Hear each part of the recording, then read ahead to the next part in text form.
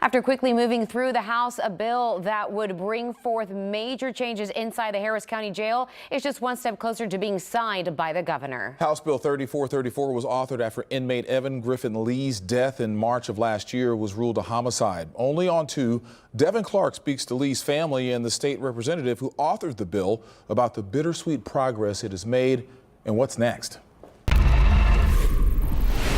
The bill includes language to help ensure the separation of inmates with mental disabilities like Evan Griffin Lee from the general population. It also creates other avenues for transparency and accountability, things that his family says are matters of life and death. I was just mortified, it really hurt.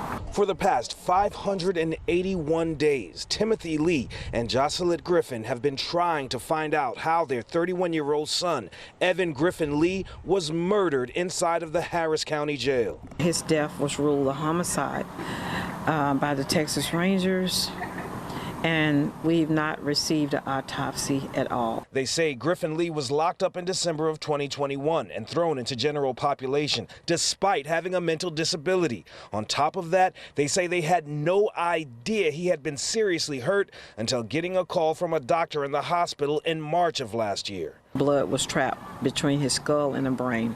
His family is also upset because they say they still don't even know why he was there in the first place.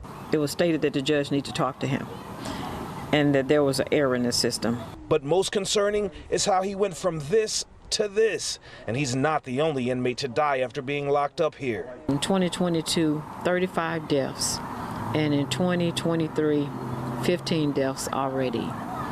And just last night, a suicide there. The lack of answers in Griffin Lee's case is what's pushed his family to call on State Representative Ron Reynolds to author House Bill 3434, also to be known as the Evan Griffin Lee bill. It would require jailers to wear body cameras, among other changes. Outside agency that has no, bias, they're going to take a neutral approach to be objective and look at what is happening, what's happened, and then come up with some recommendations so that we can implement those recommendations. It gives my heart some peace to know that at least his death would not have been gone in vain. This is a bracketed bill, which means it would specifically be for the Harris County Jail. Now, since it swept through the House unanimously, the hope is that it gets to the Senate within the next 2 weeks and then the governor's desk before the session ends on May 29th.